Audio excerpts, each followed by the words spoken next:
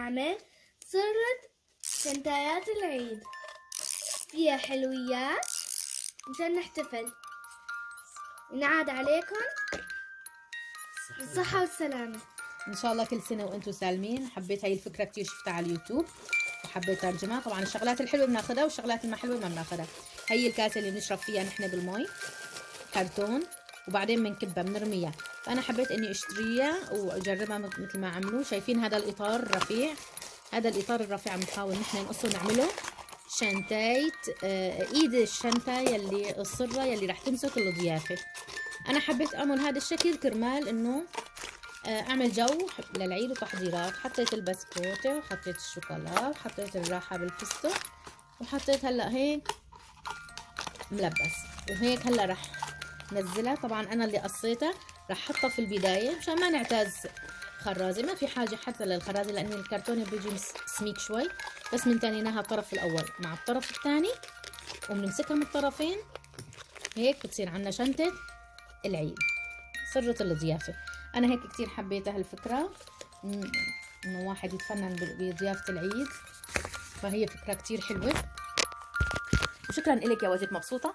كتير. حاسة بفرحة العيد؟ ايه كتير منيح. شوفي لي هالضيافة هلا هيك قاعدين ومبسوطين وعم نظبطها. هي محمد معنا عم جهز ضيافة العيد. الله يعطيك العافية يا محمد. جربوها رح تنبسطوا فيها كتير. هي فكرة حلوة بتخليكم هيك تشعروا مع العيلة بسعادة وانتم عم تعملوا زينة العيد.